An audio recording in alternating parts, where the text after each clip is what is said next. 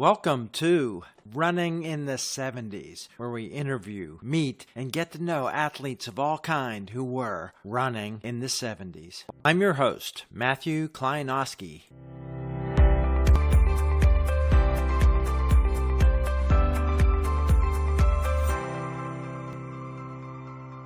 Today on the podcast, the introduction would take too long anyway. Let's just jump in to a conversation with Marty Liquori. Of course, Jerry Lindgren, the more people talk to him, the more you find out. The one thing I remember about it is I happened to be in a situation where I was with his high school coach. Jerry had been telling everybody how he had been running 40 miles on Sunday with the guys and stuff. And I said to the coach, now, coach, did Jerry really run 40 miles on a Sunday? And he said, he used to run to my beach house or lake house. And it is 19 miles from my, yeah, he did run 40 miles. So what seemed like a crazy thing at the time wasn't. He was way ahead of his time. We could start with that fact about why people like a Dave Waddle or myself seems like we ended our careers early.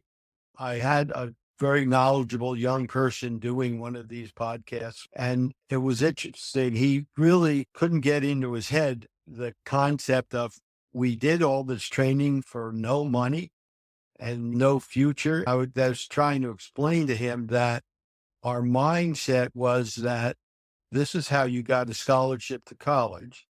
And when college was over, you went on to whatever career you studied in college. Now, where people know that Jumbo Elliott never coached me for a day after I graduated from Villanova. I basically was self-coached from 72 on. In fact, Jumbo was saying, you need to start your family, start a career now. Why are you continuing to run? Well, Jumbo, it's a fun hobby and it pays for itself. And the Olympics are coming up. But I really did think in 1968, I'm too young. I'm only 19 years old. And it's a real shame that in 1972, I will have been out of college for a year because that means I would probably be retired. We didn't really think we would go to another Olympics. And somebody also recently mentioned about Jim Ryan. Did he retire early? No, he didn't retire early for those days. There was no money. There was no support. You want to start having kids and stuff. You see the guys you ran in college with who stopped running, going to Wall Street and making money. It was shocking to me that Dave Waddle hung his spikes up pretty early, but he accomplished just about everything that you could do with a gold medal and a world record. And I don't know if he had injuries or whatever. One thing that blew my mind is a couple months ago, Dave showed a letter to Matt Centrowitz Sr., where Dave, who wasn't recruited out of high school heavily, applied to Villanova. And he has a letter where he was not accepted. He wasn't asking to be on the track team. He was asking to be a regular student. That means if they had accepted him, he and I would have been classmates at Villanova, which have been unbelievable. Because I like Dave and I always got along well with him. That blew my mind. But the thing was, we didn't look towards, I'm going to be running for the next 3 Olympics. If you got out of school, you either had to become a teacher, which I think Sam Baer did. My plan was to be a stockbroker and live on the West Coast so that when the stock market in New York closed at 3:00 at the time, it would only be noon in California. And I could go out and train. And I also got my life insurance certificate while I was still in college so that I could sell insurance. I knew I needed to do something where I could make my own hours. Looking back, about things that are different today than they were then, athletes today are looking at it as a professional thing. Who do I sign with? Who's going to pay for my massages and all that kind of stuff? And that was the farthest thing from our minds. Yeah. Let's go back up just to bring everybody, maybe they haven't read your book On the Run. As a kid, growing up like many of us then, we played all kind of sports and ran around, did things. I think you say you basketball. What was your aspirations in basketball before you joined the cross country team to Yeah. train for basketball? What were you thinking? Yeah. But first, I would say if somebody wants to talk to me about track, I want them to have done a little homework. One time, a grad student at the university wanted to interview me, and I said, yeah, fine. Come to this restaurant I played at for 17 years. Come there half hour early before I start playing, and we'll talk.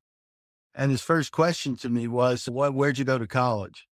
So I said, you didn't do any homework. You need to go do some homework to have the background. Wikipedia is great. And it's also great because people will introduce me to their kids or their grandkids, and they'll be saying, the longer you're retired, the greater you were.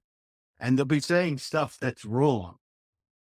That's just too good. And you don't want to correct the father or the grandfather in front of his kids. The kids are going to go home and go on Wikipedia and say, that guy didn't really win a gold medal. Why didn't he stop it? So I love Wikipedia. And I just say to the kids, just go to Wikipedia if you want to know more. I was thinking, what was in your mind as a 14, 15-year-old going to be a basketball player?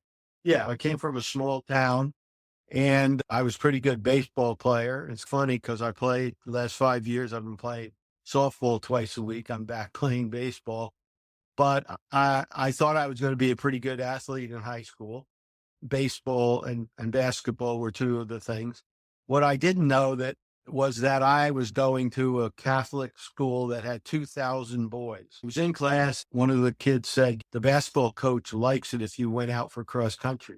And that's why I went out for cross country. I'm not saying I was really good, but this school was so big that we had a freshman team, a JV, and a varsity. By the end of the season, I was fifth man on the freshman team. Basketball tryouts came around, and the religious brother involved there came to me and said, you don't go to basketball practice. I'm going to tell the coach not to let you on the team. And he said, you're not going to get on the team. He said, all the kids are already on scholarship. They know they've got 15 freshmen that are better than you. I never actually got to go out for basketball, but I was just at that time, probably 5, 6, and I wasn't very good to play for school like that, but we all had aspiration. I thought I would be a bowler in high school and a basketball player. How important was competition to you then? Were you a team guy? Were you an individual? Because before cross country, those are team sports. Yeah, no, that was a very important thing in my life to go out for cross country because I had grown up playing basketball, baseball, and a lot of bowling. So I was a team guy, and I was a very frustrated team guy because I was willing to practice more than the other guys. Let's say I got on teams with a lot of ball hogs when it came to basketball. So I was very frustrated. And if it hadn't been running, if it had been tennis, I think that the first individual sport that I was exposed to, that's what I would have taken up. Your coach, one little bit of trivia about him is his interaction with Wes Sandee, famous, one of the three guys when Bannister broke the 4-minute barrier. Wes Sandee was the American guy chasing it. And your coach, the story is well known, had a big influence on your tactics, your strategy. And he was a hard guy. I understand some of your teammates quit under his style coaching. Yeah. So we're talking about Fred Dwyer, who right now, as we speak, in 2024 is about 95 years old. He's a very important figure in American track, which I only realized more recently. Yes, he was one of the competitors with Wes Santee, and there was that great book written about the perfect mile, which is the race for the 4-minute mile between Bannister, Landy, and Wes Santee. And even though Freddie Dwyer hated Wes Santee, he said Santee should have been the first one to break 4 minutes. He was the most talented, but he got chasing the dollars and he was running too many races. But I don't really remember too many of my high school guys quitting the team. But then, of course, if they quit the team, I wouldn't know who they are. But Yeah. the thing about my high school, and this is more in the 80s or 90s, what I would try and tell people when we had that 30-year period or so where there was no high school 4-minute milers, was that when you went to my high school on the track team, the coach told you, if you do what I say, you're probably going to get a college scholarship. In the class before me, 2 guys went to Georgetown, 1 guy went to Holy Cross. The whole cross country team was getting scholarships. That's a whole lot of incentive. And I would say in the 80s and the 90s, when the college scholarships start going to older foreign athletes or more developed athletes, that incentive was taken away for most high school athletes. I would tell the high school athletes, look, I'm not going to kid you. You probably pretty hard to get a scholarship to Stanford or Villanova.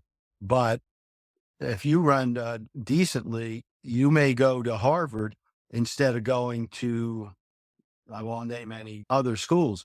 So it's going to get you into a better school, perhaps, than you might have gone to without your running career. Now back to Freddie Dwyer. I'm in high school, and my high school coach in the 1960s has run 4 minutes and 8/10 for the mile. Not only that, and I only really knew this recently because other people told me, and I figured it out, that Freddie Dwyer was perhaps the most important guy bringing interval training to the United States. Because when he had been in Europe, he met Fred Stanfill. Dwyer was running about a 4:08, and Stanfill, who was living in Australia at the time, said, look, you could do a lot better. Started coaching him by mail, and I think in 1 year, Fred Dwyer went down to 4 minutes and 8/10. I once asked Fred where Jumbo Elliott learned about interval training, and Fred Dwyer said he learned it from me. But I will say, I think there is maybe also a chance that Fred Wilt is equally responsible for interval training because he had a newsletter. And I don't know where the years would fall or where Fred Wilt was getting his information. But the two of them certainly were at the forefront of it. So I was a very fortunate guy in that a 4-minute miler is coaching me in high school. The other thing is that Freddie Dwyer told me that Bill Dellinger was the man who came back from the Tokyo Olympics and told Fred Dwyer and other American guys, these Europeans, they're training twice a day. So Freddie says Bill Dellinger brought the concept of training twice a day to the United States. Before that, Fred Dwyer, even though they ran 4 8/10, if they had a race on Saturday, they walked 2 miles on Friday. And then they may have run 2 quarters on Thursday. There wasn't as much training going on.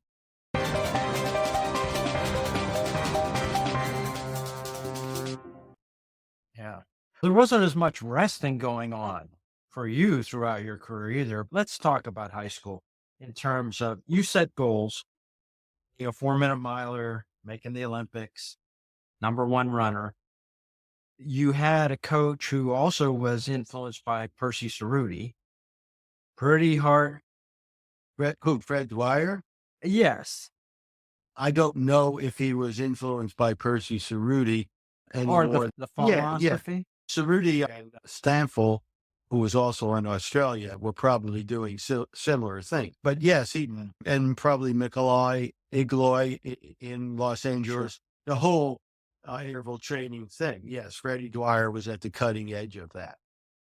I wanted to ask what your approach was to how you got those goals. And a freshman, I think as a sophomore, you set the state record in a mile. You finally got to run one. Yeah. 4:18 was a New Jersey state record. Here's the tidbit for everybody. At the point you ran the 4-minute mile in high school, there were only 21 Americans who had run a 4-minute mile. Before that Bakersfield race, I think there were 4 people that did it in that race. Today, there are 21 high schoolers who have run a 4-minute mile. And the other thing that recently blew me away, I ran 4-minute mile in high school in 1967. What year did Roger Bannister break the 4-minute mile? Was it 54? 54. But let's put it this way. It was Yeah. less than 20 years. And if there's Yeah. anything, if you told me pick any sport and say a high school kid is going to be doing what that pro is doing in 20 years, you'd shake your head. I am amazed that Ryan was a 4-minute miler when he was 17, 3 years earlier. We weren't that far behind the real top guys, which always cracks me up, because one time I was interviewing a New Zealand kid. I introduced him myself, but he didn't know who I was. And he was giving me this long spiel about how runners don't mature until they're at 27, 28, or 29. And I'm looking at him like, yeah, you need to go to Wikipedia, because you're talking to somebody that peaked at 19. When I was 19, people all did think, because of the age of people breaking a world record, that you were going to be 27, 28 years old before you reach your peak. But that isn't necessarily true. And we've seen that over and over again. Now, I pity the who comes out and does what Jim Ryan did today, because if he did it today, they would be going through his garbage and trying to figure out what drug is this kid taking, because it just doesn't seem like it could happen. But there are special people or special circumstances in that Jim Ryan, a tremendous talent, meets this coach who's got a philosophy that's different than anybody else. And this athlete's able to not have his legs fall off. Jim Ryan's son did a podcast like this with me not too many years ago.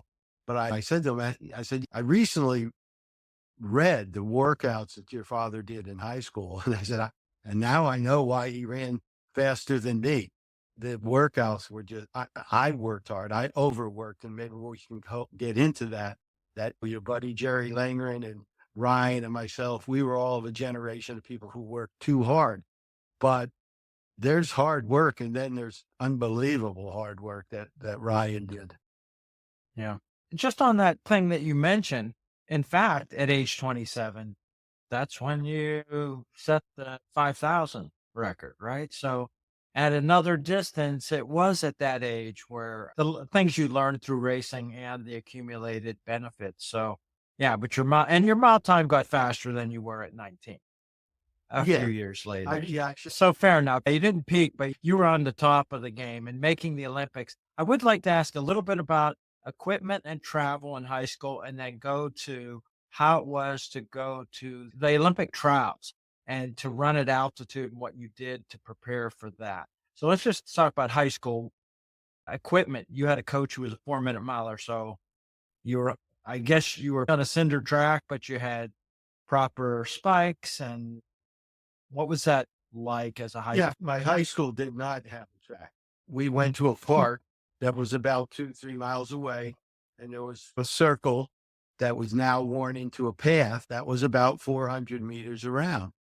And it had a slope. So in the back stretch, you're running uphill, and on the home stretch, you're running downhill, which in retrospect, we were ahead of our time doing that overstriding type of stuff. And there was a path worn, but there was no curb or anything. And when I came back from my freshman or sophomore year, I got into the time trial that we were having for the Penn relays. And I remember I go around the last turn and I pass everybody on the inside. I mean, there's a bunch of guys, and I just cut 30 yards off the track because there was no curb. But guys then realized, oh yeah, this kid's pretty talented. What happened to me between my freshman and my sophomore year, it said I was barely making the freshman team. But between the freshman and sophomore year, I went down to the Jersey Shore for 2 months, and I ran on the beach every day, out of boredom, really. I'd sit on the beach for an hour, and then I'd run 3 miles, and then a couple hours later, I'd get up, I'd run 3 miles again. But I came back, and I was a different person after doing that.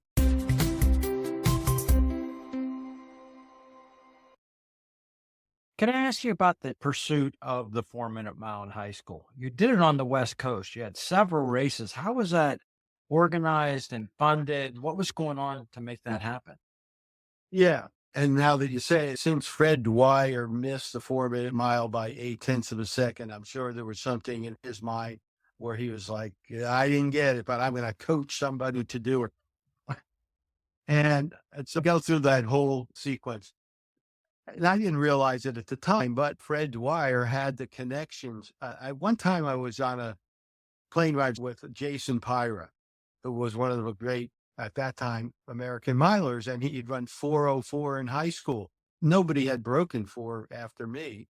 And I said, "Did you try and break 4 minutes?" And he goes, "No, my high school coach was the football coach also. And I was pretty much trained on my own, and season was over and that's it."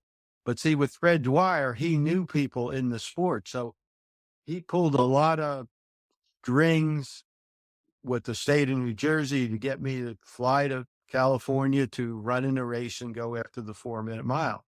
I was supposed to just go out and break it and come back to school. I got out there and I think I ran 4:01. So it was very tentatively close. And there could be another race the next weekend. But Fred said, "Look, if you fly back to New Jersey and then back to California, you're not going to run well. Just stay out there." So he talked to school and let me stay out there. And I ended up staying out there for 3 or 4 weeks. I never went to graduation.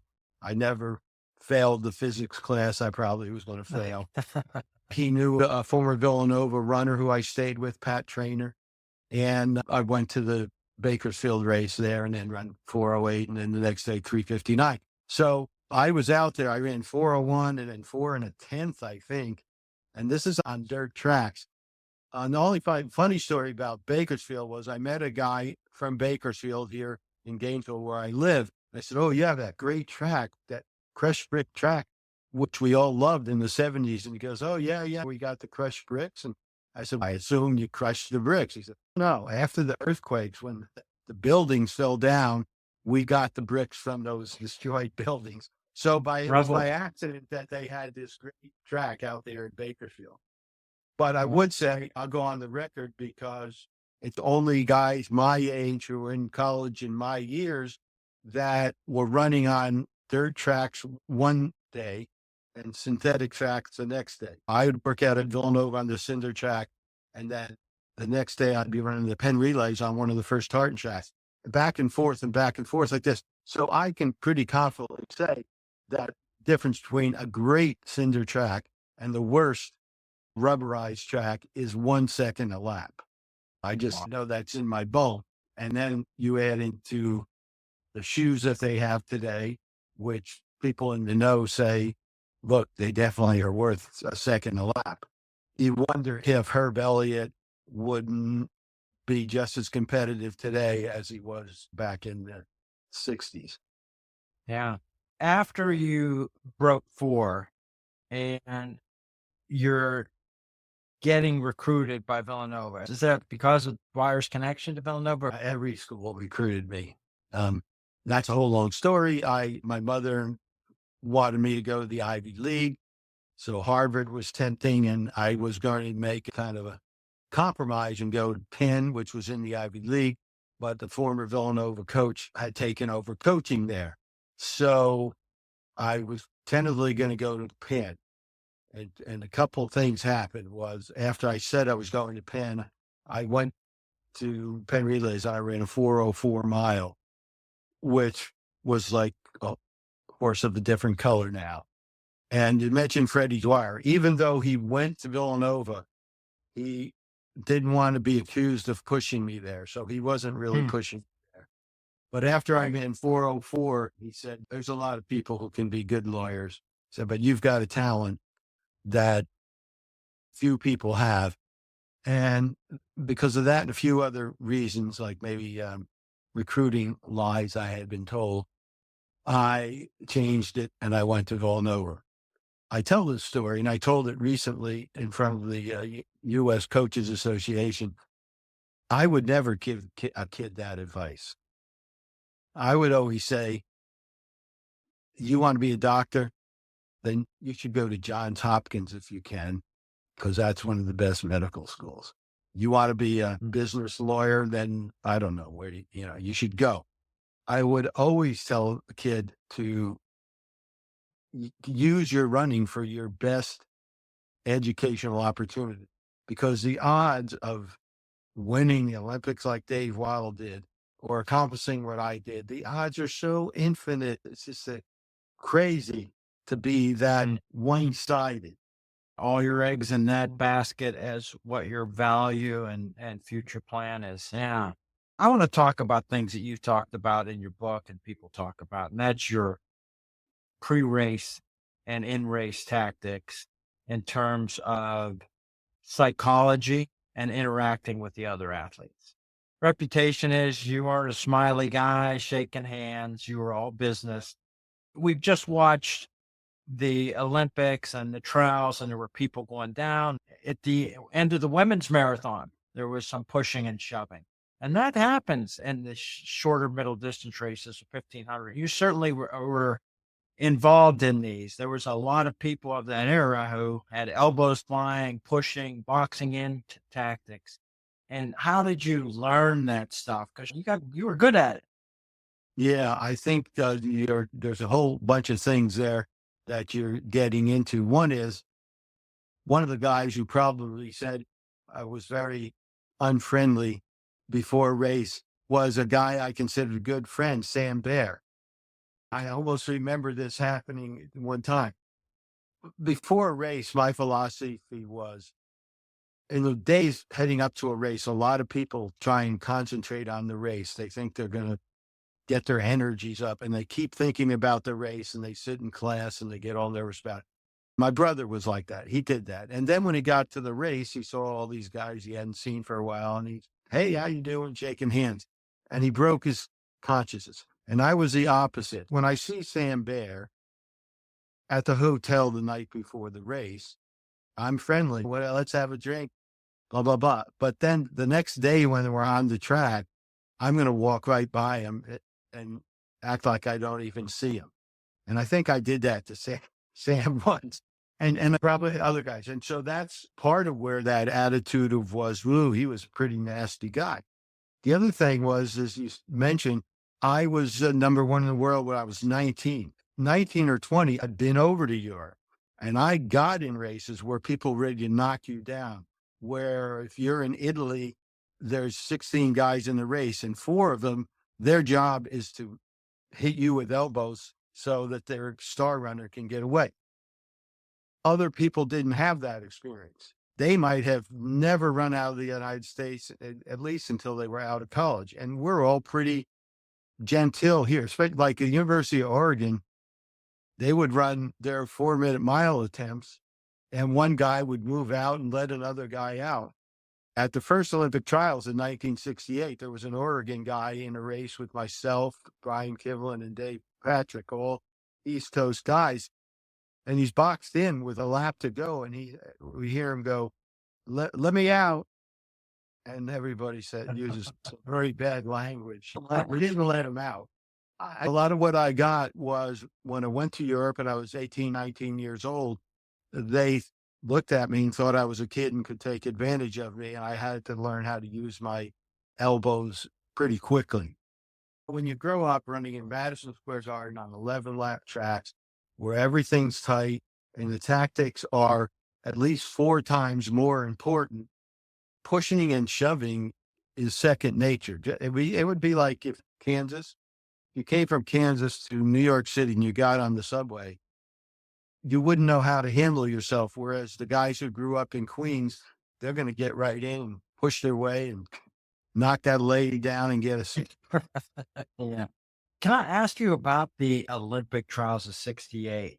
The Sam Bear's discussion of it and a few other people, there was actually a trial in Los Angeles before the move to Tahoe. Oh, yeah. Yeah. That's a very bad situation that happened in track and field. And in the first trial, they said the winners of each event were guaranteed a spot on the team. We would go to Lake Tahoe for 2 months and have another trial, and the other 2 members would be chosen there by getting second and third place. I was pretty young at the time, still improving. And I think one of the things that happened with me was I adapted to altitude training maybe a little better than some other guys. I ended up getting second in jumps. But at one point, 4 or so weeks into the training camp, Bill Bowerman starts a movement to get the results of the first trials thrown out. He calls a meeting when the head coach was not around, and Sam Bear was probably there, and asked Dave if it's okay for the guys to vote on whether the winner has an automatic pass or has to finish in the top three. And Dave, being put on the spot, kind of says, if I can't finish in the top three, maybe I shouldn't go along. So he was being the super nice guy that he was, but it was totally unfair to him because in retrospect, we know that Jumbo wasn't training him to win at the trials. He's already on the team. He's training him to peak, 6 weeks after the trials at the Olympics. Right. So he gets caught with his pants down. I didn't know for years that Bowerman was not even an Olympic coach. He was an advisor on altitude. And other part of the story is, okay, why didn't Jumbo go berserk? Why didn't he have a lawyer? He had a stroke. Yeah, he had a stroke. And because of recruiting and stuff like that, they weren't advertising that he had a stroke. So Dave was left defenseless. And there was one other guy, I think Bill O'Reilly was his name, in the 10,000 meters, who was hurt by this terrible decision. So 40 years or so go by, and the coach of the 68 Olympic team and some of the other teammates from 68 at the Penn relays try and make it up to Dave and make him an honorary member of the 68 Olympic team. I think that's wrong because technically he was on the team. He should have been considered, an injured participant or something. But this all came to light because they had a thing with all the Villanova Olympians. And one of our greatest runners, Dave Patrick, was not considered one of our Olympians and certainly should have been. It takes years for these stories to unwind. And it's things like you interviewed Sammy Bear or Jerry Lingren, and you talk about races that happened 50 years ago. And sometimes people didn't figure out what happened in that race until 40 years later and realize maybe it was a strength or a weakness that they had all along, but they really didn't know about at the time.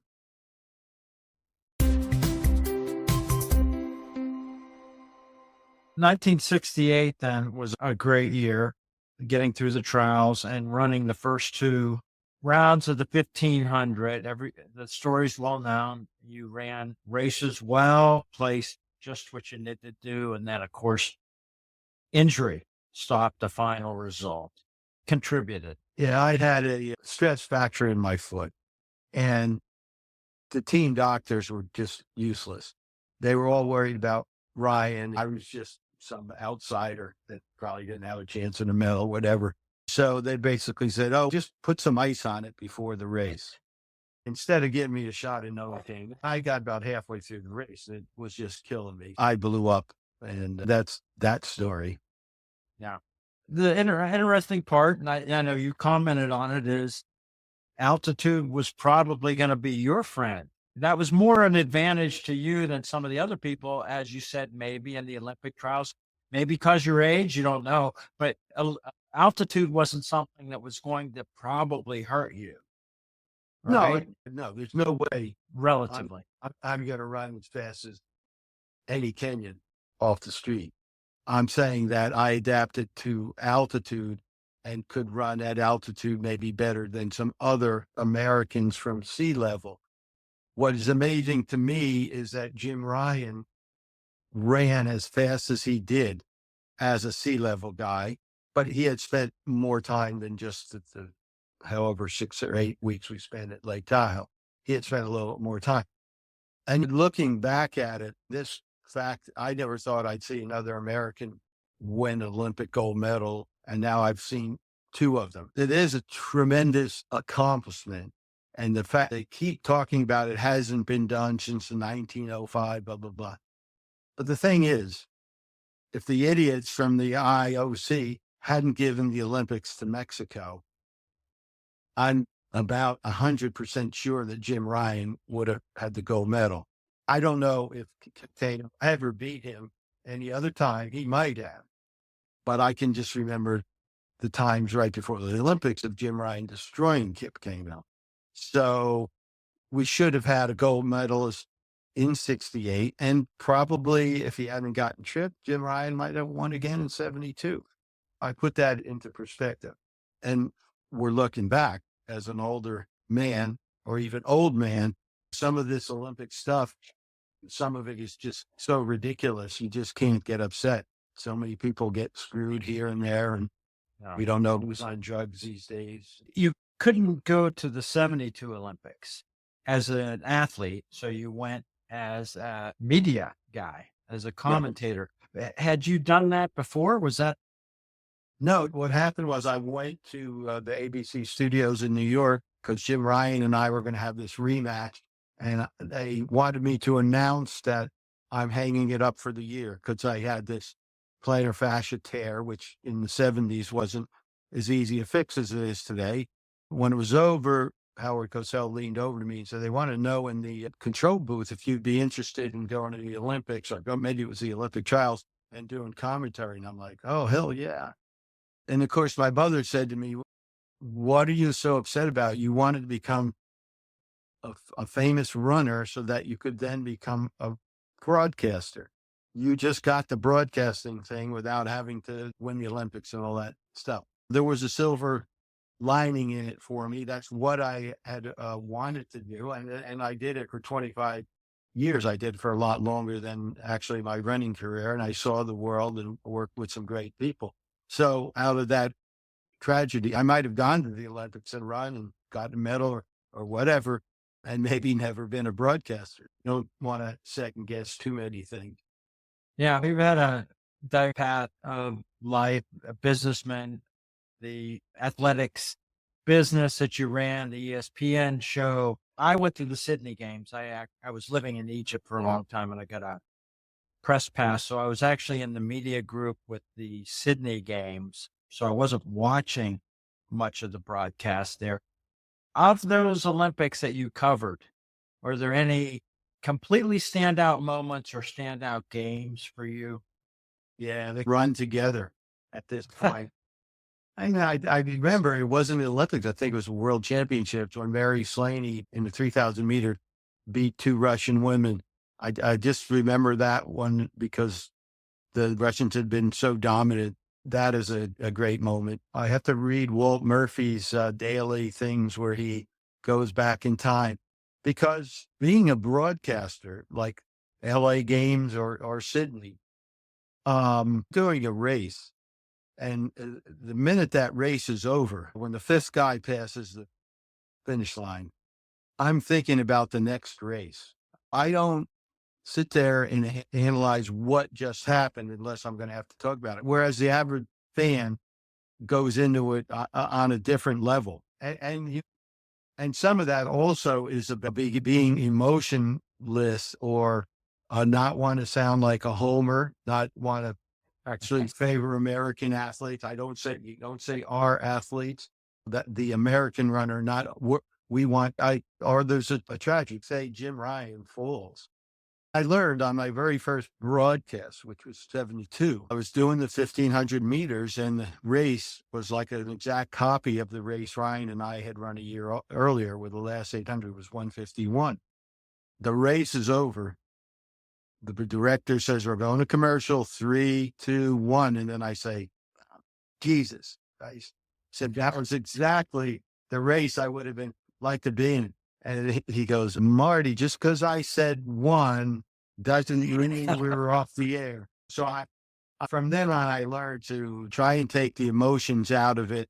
Forget that you beat that guy, or that he beat you, whatever, or that the guy's an American and you know everything about his life, and you know what a tragedy this is that he just snapped his Achilles or whatever.